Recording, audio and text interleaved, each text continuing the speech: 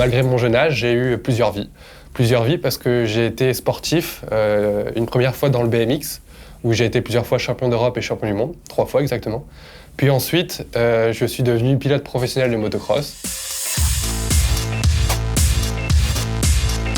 Malheureusement, le 27 juin 2010, j'ai eu un accident sur le mondial où j'ai fait une chute et je suis tombé et j'ai eu une onde de choc dans la colonne vertébrale et je me suis retrouvé paraplégique. Et là, je me retrouve du jour au lendemain avec quelqu'un qui vient te voir dans ton lit d'hôpital et qui te dit « je pense pas que tu pourras remarcher un jour ». Et là, tout ce que j'ai entrepris, le ciel s'effondre sur ma tête. Je me retrouve mais du jour au lendemain sans aucune perspective d'avenir. Donc j'ai décidé tout de même de me battre, de faire le maximum pour essayer de retrouver une première autonomie. On a voulu me virer du centre de rééducation parce que je travaillais trop. J'avais piqué la clé du gymnase pour aller m'entraîner. Enfin voilà, c'était vraiment pour moi un combat de vie. C'était pour moi, je me t'ai dit, si tu veux vraiment pas avoir de regrets dans ta vie, il faut faire le maximum en rééducation. Il faut faire tout ce que tu as en toi.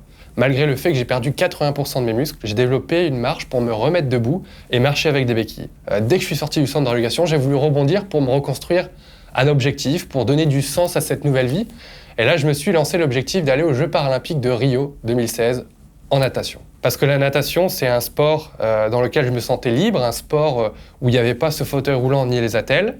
Donc là, j'ai été chercher des gens.